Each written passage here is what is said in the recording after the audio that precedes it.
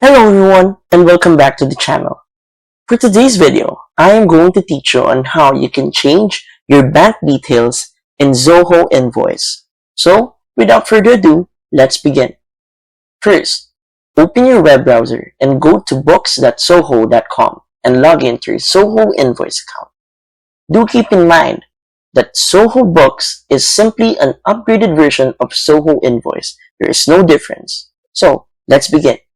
First, go to the top right and click on this gear icon to access your settings. From here, we're going to scroll down and click on PDF templates. Make sure that your templates is currently under Invoice. So, if you see one of the templates available, click on Edit.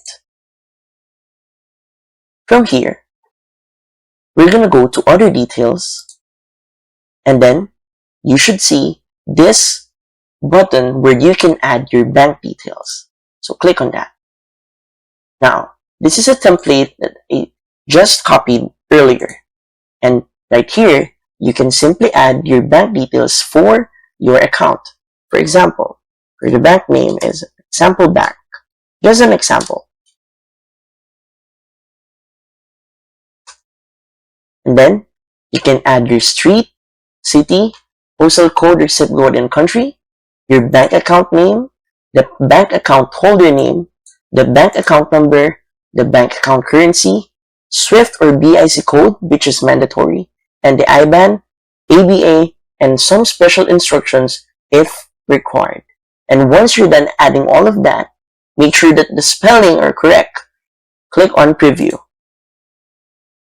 And you should see those details right here. Now, once you click on Save, by using this template, all those bank details would be recorded and would show by using this template alone. And that's it. So, if you find this video helpful, please don't forget to click like, share, and subscribe to the channel for more helpful video tutorials. See you in the next video. Bye!